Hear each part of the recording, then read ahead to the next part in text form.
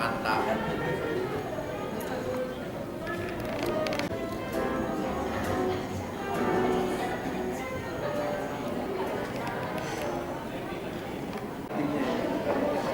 Pensinya lebih sekali pada kemarin. Itu masa yang ini Jo kalau kena dua atau Jo jangan lupa kalau kena dua apa tiga tuh kalau tutup pintu bang acara dimulai aja bubur gitu apa itu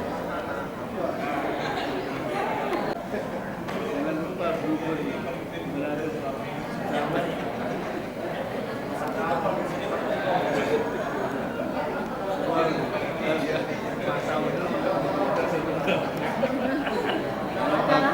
Kalau pagi bubur Manado.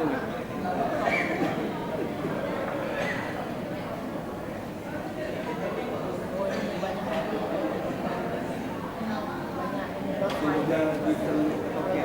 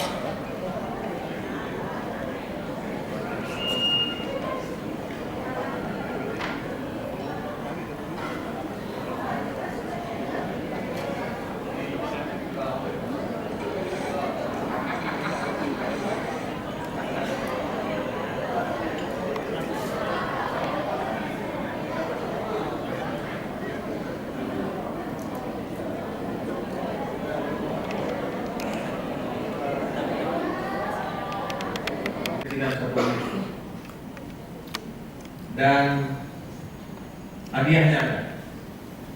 Bapak Ibu sekalian, panitia sudah menyiapkan beberapa pertanyaan berkaitan dengan berkaitan dengan presentasi yang kemarin. Artinya kalau Bapak dan Ibu kemarin perhatikan presentasi, berarti akan bisa menjawab pertanyaan. Baik presentasi dari Dirut Kepegawaian, dari Irjen, ya. Baik.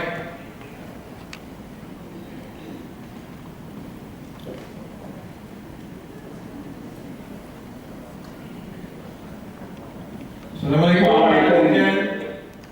Waalaikumsalam warahmatullahi wabarakatuh. Perkenan kita mulai ya Pak. Ayo lanjut. Baik. Bismillahirrahmanirrahim. Assalamualaikum warahmatullahi wabarakatuh. Assalamualaikum. Yang terhormat kita banggakan bersama Bapak Inspektur Jenderal Kementerian Hukum dan HAM, Bapak Insinyur Razilu, FSI, CIAA. Yang terhormat para peserta kegiatan Rakernis, Direktorat Paten, DTLSD, dan Rahasia Dagang. Syukur alhamdulillah pada hari ini, hari Rabu 9 Agustus, kita bisa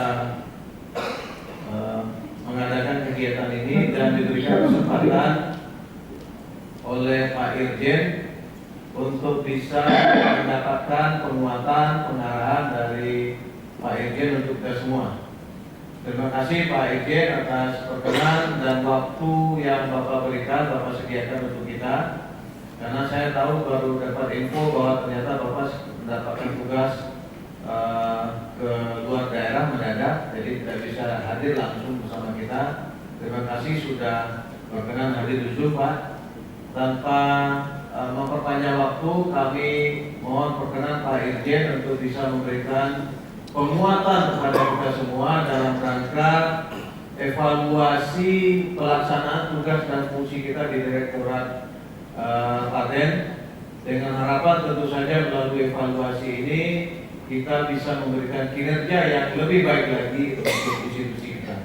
Kepada Pak Irjen kita persilakan. Terima kasih Pak Direktur. Bismillahirrahmanirrahim. Assalamualaikum warahmatullahi wabarakatuh. Selamat pagi. Salam sejahtera untuk kita semua. Yang saya hormati dan banggakan Pak Direktur Paten, SLT dan Rahasia Dagang, teman-teman dari Komisi Banding, para pemeriksa paten, ahli utama pemeriksa paten media muda pertama, dan seluruh pegawai di Direktorat Paten yang hadir pada rapat kerja Kamis Direktorat Paten hari ini. Dari kemarin saya kira materi sudah dimulai dan juga akan berlanjut ke depan, dan kalau nggak salah itu Ilwil, salah satu Ilwil atau nanti menugaskan orang lain akan hadir memberikan materi. Oleh karena itu terkait dengan materi yang berkaitan dengan evaluasi kinerja paten secara khusus dari sudut pandang Inspektorat Jenderal sesuai dengan materi yang disampaikan, nanti akan disampaikan oleh Ilwilnya. Saya pagi ini ingin memberikan motivasi saja kepada kita semuanya, ya, dalam upaya untuk memberikan produktivitas atau kinerja terbaik. Saya beri judul sederhana saja, Bapak Ibu, peranan kebahagiaan dalam produktivitas. Apakah memiliki relevansi antara kebahagiaan dan produktivitas kerja? Ini dibagi dalam 4 pokok bahasan sederhana, dan semoga karena nanti materi lebih lanjut jam 9, saya usahakan jam 9 selesai. Jadi materinya adalah 4 hal ini: pendahuluan, memahami kebahagiaan, kemudian kontribusi kebahagiaan itu sendiri dari berbagai macam penelitian yang dilakukan di universitas ternama seperti Harvard University dan Warwick University dan juga universitas lainnya terkait dengan kebahagiaan dan kiat kebahagiaan itu sendiri. Bapak Ibu sekalian, manusia hidup ini memang tujuan utamanya mencari kebahagiaan. Dan ada berbagai macam pandangan terkait dengan hal itu, bahwa tidak mungkin kebahagiaan itu akan datang dengan sendirinya. Bukan dia turun dari langit begitu tanpa ada suatu usaha. Dia memang memerlukan sebuah usaha untuk mendapatkan kebahagiaan itu sendiri. Jadi tidak diraih, diberikan gratis ya untuk dia. Maka itulah kemudian manusia dengan cara pandang sendiri-sendiri berupaya untuk mendapatkan kebahagiaan itu sendiri. Baik, Bapak sekalian.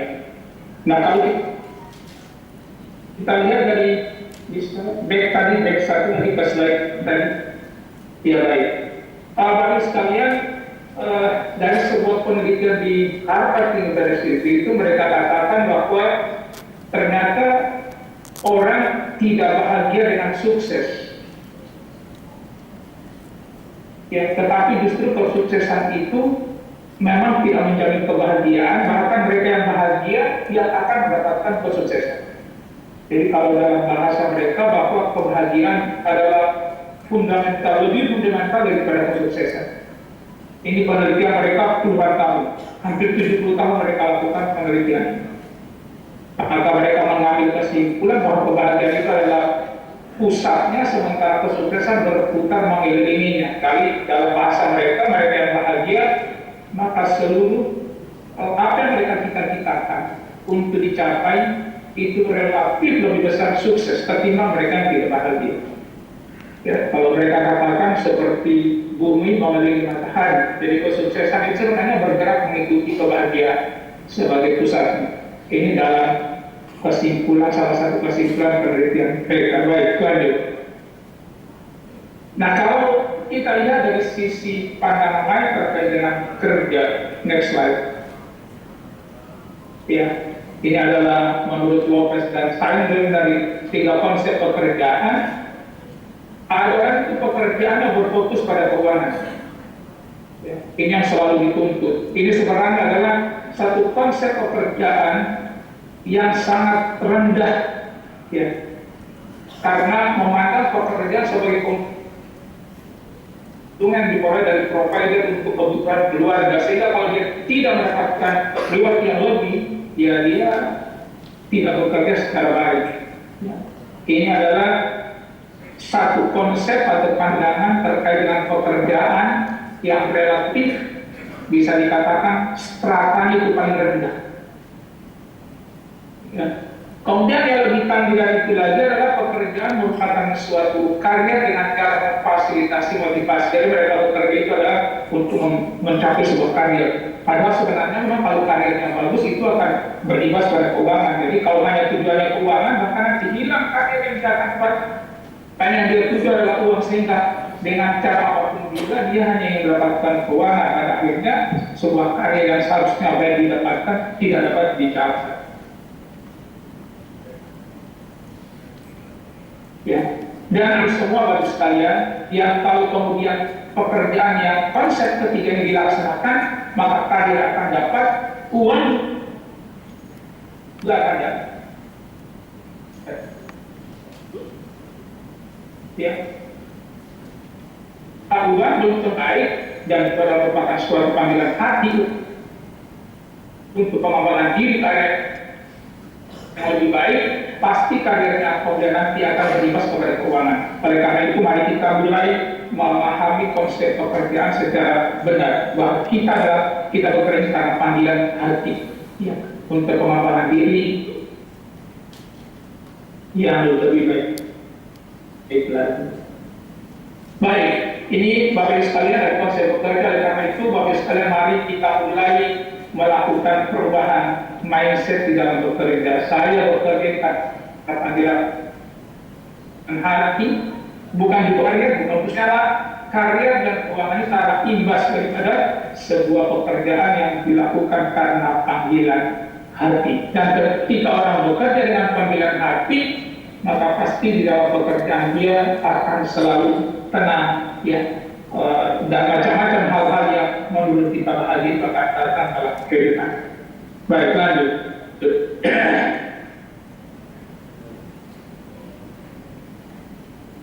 Lanjut. Baik, apa itu sebenarnya kebahagiaan ini? Memang ada berbagai macam definisi kebahagiaan ini. Saya mengambil dari 3 pandangan saja, yang nanti Bapak Ibu bisa mencari dari berbagai macam literatur. Kebahagiaan itu berupa kualitas dari keseluruhan hidup manusia yang membuat kehidupan menjadi bisa dianggap bahagia daripada kebahagiaan. Kemudian kreativitas yang tinggi itu juga adalah kebahagiaan.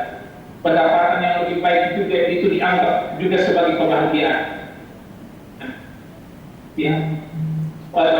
Kemudian tempat kerja yang baik itu juga dianggap sebagai hal yang menentukan kebahagiaan seseorang. Individu yang memiliki kebahagiaan tinggi akan merasakan bahwa pekerjaan, kemudian perkawinan dia dan area lain dalam kehidupan itu terasa memuaskan. Nah, itu orang yang bahagia. Jadi intinya adalah ketika dia ada pekerjaan maka terasa puas, tetapi ingat sekali lagi kepuasan tidak bisa diukur dengan uang dan juga tidak bisa diukur dengan karya. Ya. Kalau kita lihat kan, ya, perkawinan juga itu adalah bisa membuat orang dia bahagia, tetapi juga ada constraint yang lain yang menghalangi. Walaupun dia sudah melakukan pernikahan, belum tentu juga dia bahagia kalau dia tidak bisa memelihara hal-hal yang buat hubungan itu menjadi lebih baik, dan seterusnya dan seterusnya. Dan dalam pandangan yang lain oleh Al-Farabi yang katakan bahwa kebahagiaan adalah kondisi hati. Ini yang saya ingin tekankan lebih. Jadi kebahagiaan itu adalah kondisi hati, bukan kondisi di luar hati manusia. Ya. Jadi tidak ada kaitannya dengan luar tubuh manusia yang namanya kebahagiaan. Sebenarnya itu adalah kondisi hati yang dipenuhi dengan keyakinan dari berperilaku sesuai dengan keyakinan. kondisi hati itu adalah kata kunci. Dan hal itu dilakukan dengan cara jiwa yang terlepas dari tuntutan hawa nafsu. Nah, kalau manusia ini sebenarnya menghalangi dia ingin bahagia karena tuntutan hawa nafsunya melampaui sesuatu, bahkan bertentangan dengan aturan yang ada. Itu hawa nafsu. Melaksanakan amanah dan janji pasti dia akan bahagia. Kalau kemudian dalam hidup itu kita selalu berupaya untuk melaksanakan amanah dan janji, menunaikan tugas-tugas dengan sempurna, kemudian meninggalkan perkara yang diharapkan oleh Allah Subhanahu wa Ta'ala, Tuhan yang Maha Kuasa, pasti maka kondisi hati akan bisa dihidupkan. Itulah bahagia. Kemudian dalam pandangan lain mereka katakan bahwa kebahagiaan itu merupakan emosi positif yang membantu kita menjadi lebih kuat saat melewati tantangan. Itulah kebahagiaan, emosi positif. Jadi kalau ada tantangan, tapi kemudian yang ada di hadapan kita dalam memandang tantangan itu sebagai sebuah kesulitan, ya, sebagai sebuah masalah, ya pasti tidak akan bahagia. Bahkan dalam hidup ini banyak mereka yang bahagia dengan masalah yang ada, karena mereka memandangnya adalah sebagai sebuah tantangan, bukan sebagai sebuah masalah. Kebahagiaan membuat kita memiliki semangat dan fokus yang lebih tinggi lagi. Itulah mereka yang bahagia. Dan juga merupakan motivasi dasar yang mendorong kita melakukan hal-hal terbaik yang bisa kita lakukan. Jadi intinya itu adalah emosi positif yang ada. Nah, berarti Bapak Ibu sekalian, semua yang sifatnya emosi negatif itu akan menghambat kebahagiaan. Maka harus dieliminasi atau dikuras habis, ya. Jangan sampai kemudian emosi-emosi negatif itu hinggap dalam pikiran kita, hinggap dalam hati kita. Kalau dia datang maka harus langsung dihapus, itu di-delete, ya. Kalau perlu di-reject, ya. Dia nggak perlu masuk, ya. Kita adalah hal yang lebih baik, ya. Baik, lanjut. Baik, bagaimana kontribusi kebahagiaan terhadap produktivitas kerja? Ini ada berbagai macam penelitian di Warwick University. Itu mereka katakan bahwa kebahagiaan mempengaruhi kenaikan produktivitas sebesar 12%. Ya, itu bagi pekerja yang merasa bahagianya. Sedangkan pekerja yang tidak memiliki rasa bahagia terbukti bahkan 10% kurang produktif. Nah, Pak Direktur bisa melihat tuh para pemeriksa paten yang produktivitasnya bagus, ini memiliki relevansi dengan ini ya. Kalau mereka produktivitasnya rendah, ya berarti perlu dicari solusinya. Itu jangan-jangan kurang bahagia itu dalam hidup. Baik, penelitian lainnya mengatakan bahwa para pedagang atau salesman yang bahagia menghasilkan penjualan 37% lebih besar. Ini penelitian baik. Ini adalah ilmiah. Ya, ini bukan saya karang, ini adalah hasil penelitian ilmiah. Bahkan dalam penelitian itu juga dikatakan bahwa mereka yang bahagia rata-rata 10 kali lebih sehat ketimbang mereka yang tidak bahagia. Sementara kesehatan itu sendiri menjadi faktor penting untuk produktivitas kerja. Nanti kita lihat penelitian lebih lanjut apa saja yang bisa membuat orang bahagia di dalam pekerjaan. Kenapa Bapak bisa terjadi demikian? Karena kebahagiaan itu menciptakan positif mindset. Ya, saya ulangi lagi tawatan. Karena dia menghasilkan positif mindset, maka dia bisa memiliki semangat yang baik untuk bekerja. Dan kebahagiaan itu juga mendorong seseorang lebih berani dalam mengambil peluang. Jadi biasanya mereka yang kurang bahagia, kalau ada peluang di hadapannya itu 5.000, 1.000, mungkin 10.000, bahkan 100 kali mikir-mikir dulu. Ya, tapi mereka yang biasa bahagia, dia langsung akan ambil. Ya. Dan kebahagiaan juga mendorong loyalitas. Jadi kalau orang nggak loyal itu pasti nggak bahagia. Ya. Kalau pikir out of the box, jadi pikir dua hal-hal yang memang dipikirkan oleh orang lain, itulah orang bahagia. Kalau saya boleh katakan, mereka yang memang bahagia itu surplus di dalam ide mereka, surplus di dalam inovasi mereka, dalam kreativitas mereka sendiri. Ya. Karena tidak ada yang menghalangi dan menghambat kejernihan dalam berpikir. Ketika kemudian kita selalu menghadapi hidup ini dengan mutu, gelisah, pasti akan tersumbat, terhambat ide-ide baik akan datang dalam kehidupan kita. Lihat saja, mereka yang melakukan studi lama karena itu kurang bahagia. Ya. Tapi kalau mereka mengalami studi yang cepat itu artinya adalah yang mereka memang mengalami kebahagiaan dalam kehidupan mereka lebih baik dibandingkan dengan yang lama dalam berpendidikan. Baik, lanjut. Baik, lanjut.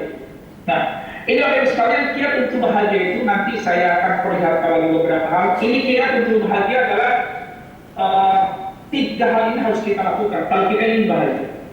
Kunci utamanya dari semua penelitian yang ada tadi,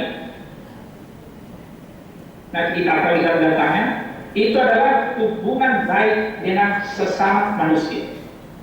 Kalau di dalam pekerjaan, hubungan baik dengan siapa? Hubungan baik dengan atasan, hubungan baik antara sesama, sejawat, dan hubungan baik dengan orang yang ada di bawahnya. Maka itu bayangkan kalau memiliki hubungan tidak baik dengan atasan, atau memiliki hubungan tidak baik dengan sesama, atau memiliki hubungan tidak baik dengan di bawahnya, tidak mungkin bisa menghasilkan produktivitas kerja yang baik.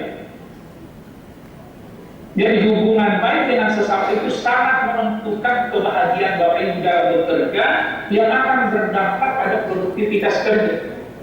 Lihat saja pegawai-pegawai pemeriksa paten atau pegawai mana saja yang memiliki hubungan tidak baik dengan atasannya, memiliki hubungan tidak baik sesama para pemeriksa yang lain, dan memiliki hubungan yang tidak baik dengan sesama orang lain di bawahnya, itu pasti dia tidak bisa fokus dalam bekerja dan akan terganggu selalu konsentrasi dia.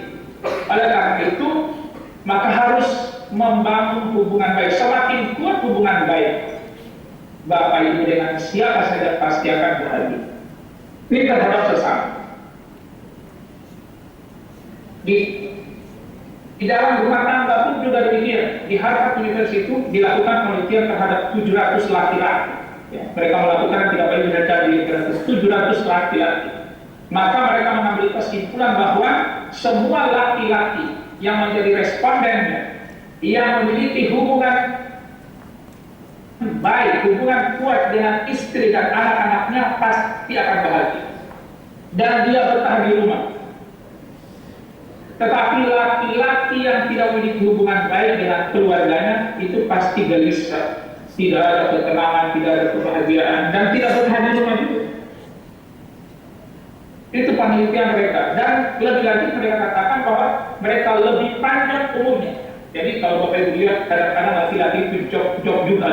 Kalau ada suami yang cepat mati, itu jangan-jangan istrinya terlalu kasar kepada suaminya, atau dia tidak merasakan kebahagiaan di dalam keluarga, hubungan dengan anak dan lain-lain sebagainya.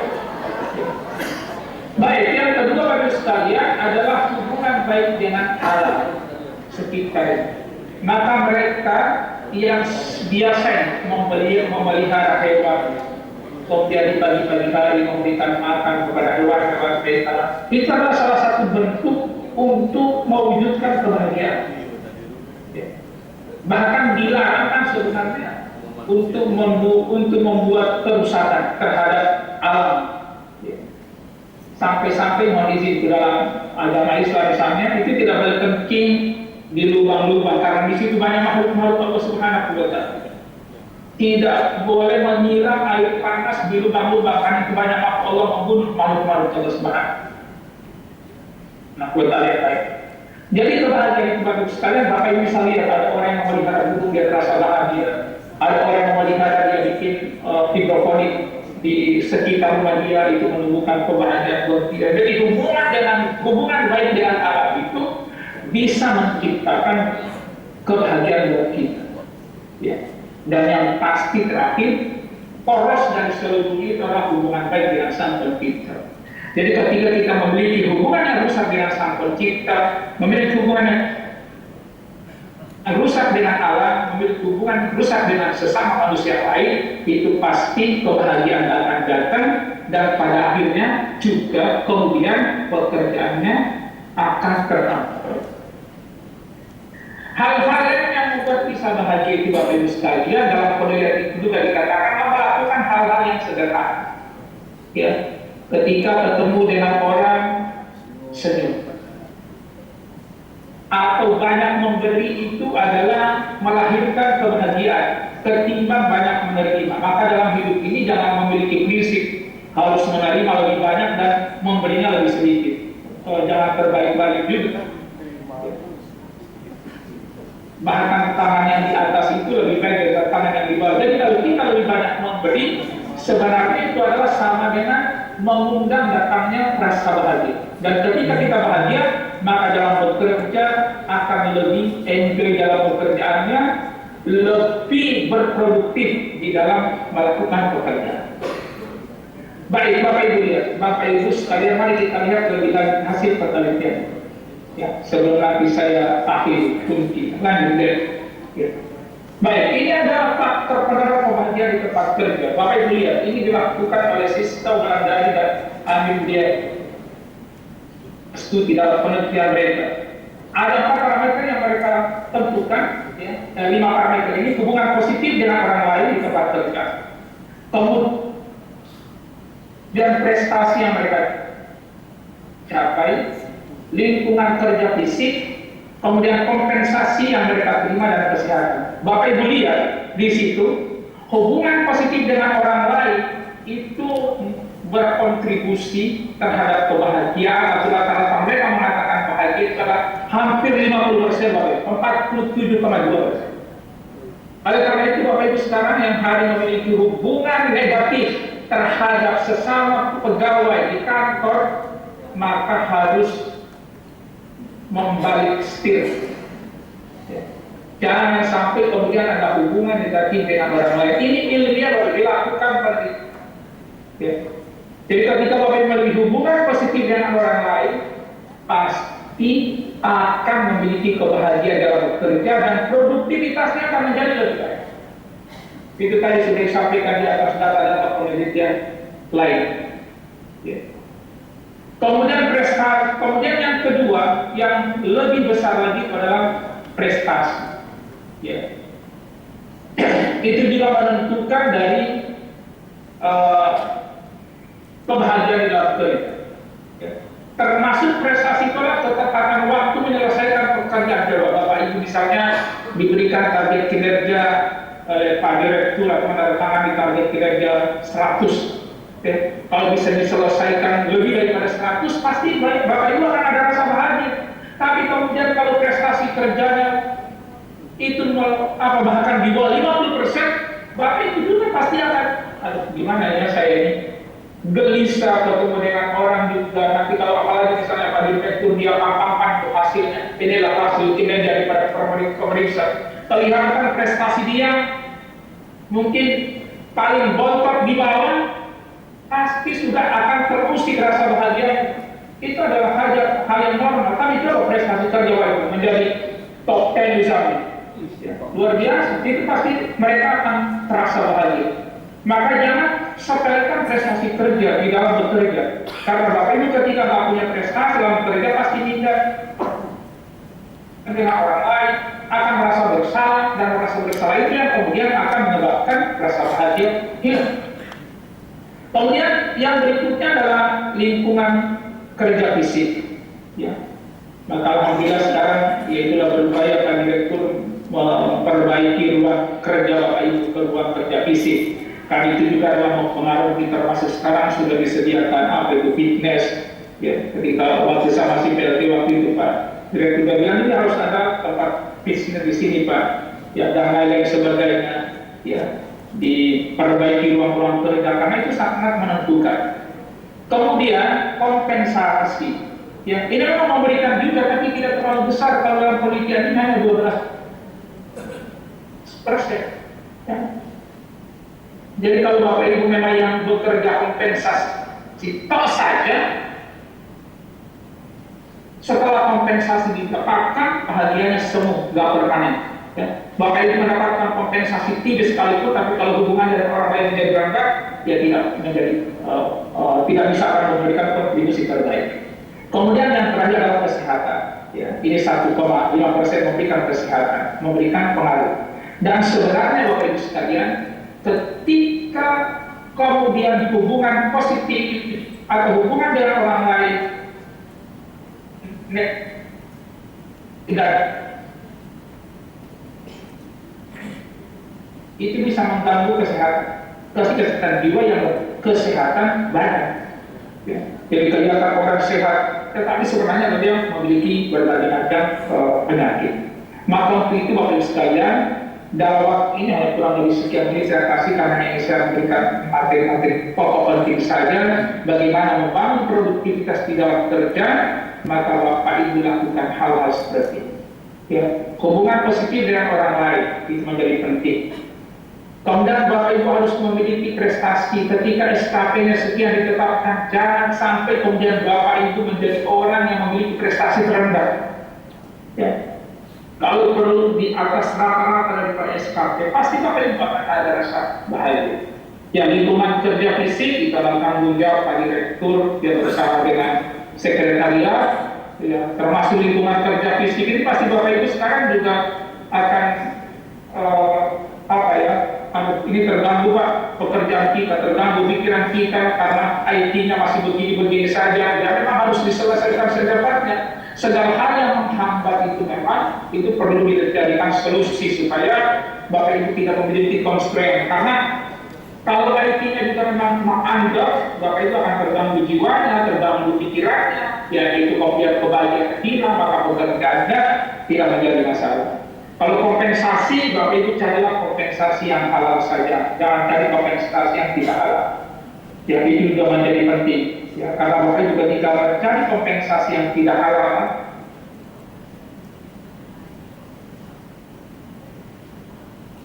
dan dilaporkan ke KPK atau dilaporkan dan yang sesuai dengan aturan hukum yang memang dibenarkan. Ketika tidak dibenarkan, dia tidak perlu mengambil hal seperti itu.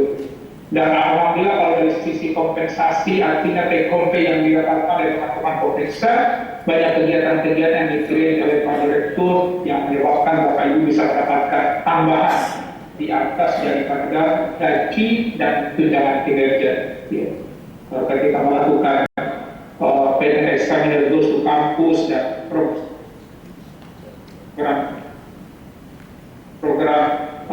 apapun target, apapun namanya itu perlu diklaim lebih banyak lagi. Dan kemarin saya sudah sampaikan ke Dirjen bahwa anggaran untuk PNS kami Goes to Campus itu sangat kurang, ya. Karena memang sangat kurang. Dan kalau Bapak Ibu lihat jumlah perguruan tinggi teknik di seluruh Indonesia yang begitu banyak, berapa 2.000 atau 4.000, dan dalam satu tahun Bapak Ibu hanya pergi di beberapa desa dari Goes to Campus ada 10 atau 20, itu sampai Bapak Ibu pensiun atau anak cerita Bapak pensiun pun belum seluruh perguruan tinggi bisa didatangi juga.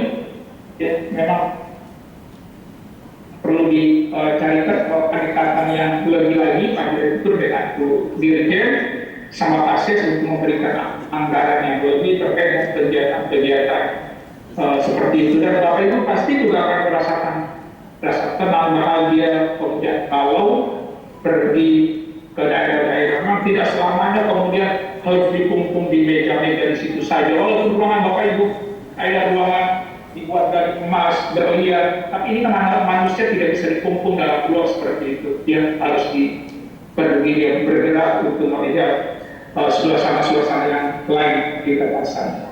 Saya kira dan jaga selalu kesehatan, ya, Bapak Ibu sekalian, kesehatan itu juga memiliki kontribusi, tetapi sekali lagi sebenarnya memang pendapat yang paling benar itu bukan dalam tubuh yang sehat, ada jiwa yang sehat. Ya, pendapat yang paling benar itu adalah di dalam jiwa yang sehat ada tubuh yang sehat.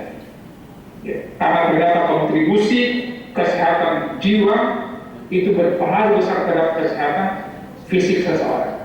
Ya, tetapi banyak orang yang fisiknya kemudian sehat karena banyak gangguan kejiwaan akhirnya menjadi masalah di dalam berbagai macam hal.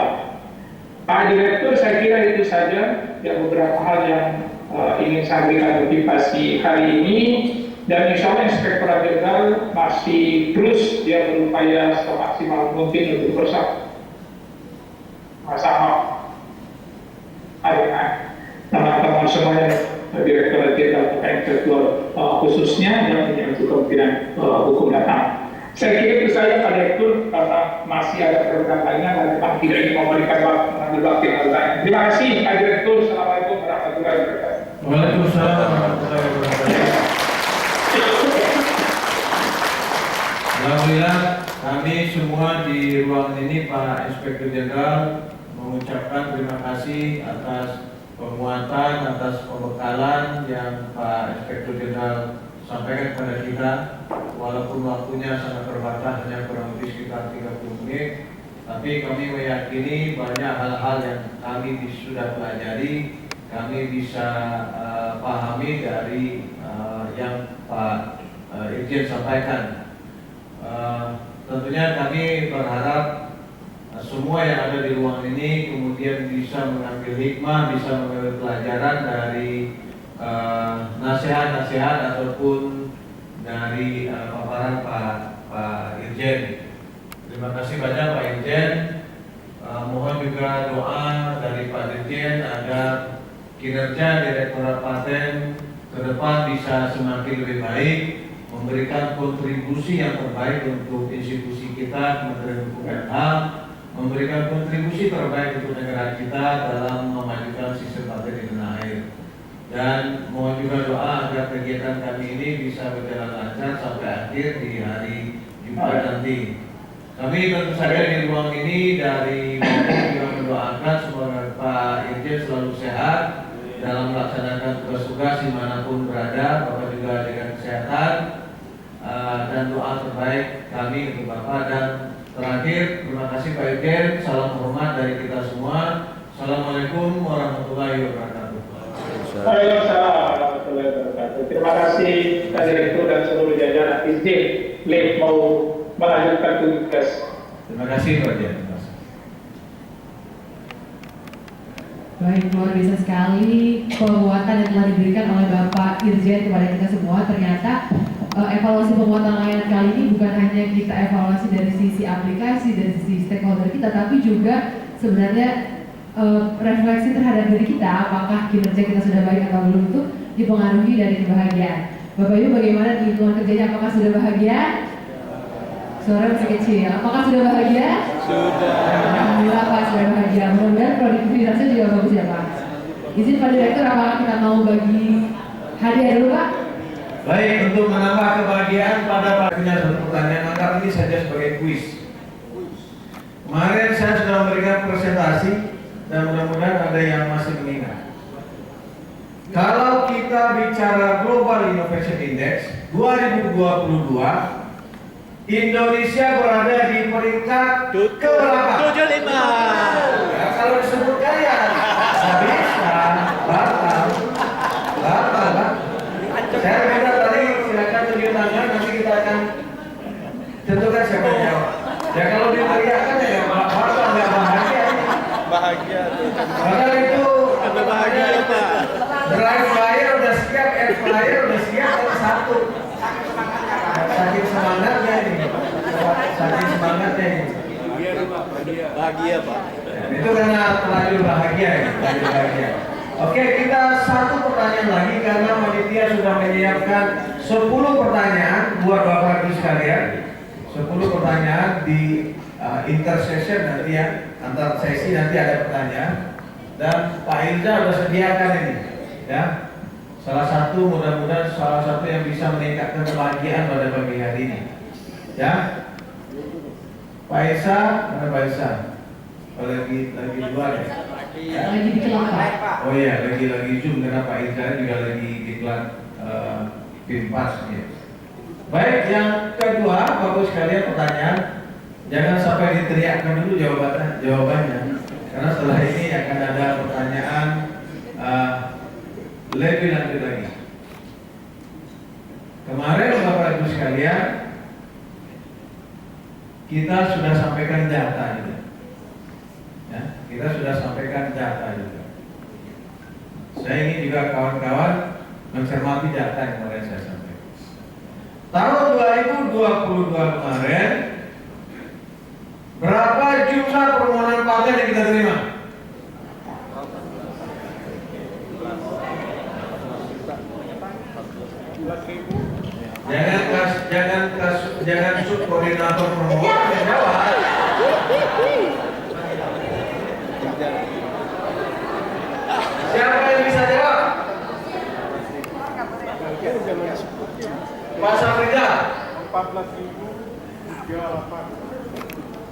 16.038. Ya. Betul? Ya. Berarti Pak Safrizal menyimak juga. Baik, untuk menambah kebahagiaan Pak Safrizal, kita ada hadiahnya. Jadi bagaimana Bapak Safrizal untuk maju ke depan? Silakan maju Pak Safrizal. Hadiahnya. Karena yang akan kita kasih hadiah adalah bujangan tinggal sendiri. Saat ini kan hadiahnya cukup bikin tos saja. Karena kalau istri ada di rumah bisa masak nasi goreng. Tapi karena istri nggak ada cukup begitu aja. Terima kasih Pak. Baik, silakan dilanjut Mbak Rizky. Terima kasih Bapak Safrizal. Kita langsung melanjutkan ke sesi diskusi selanjutnya ya Pak.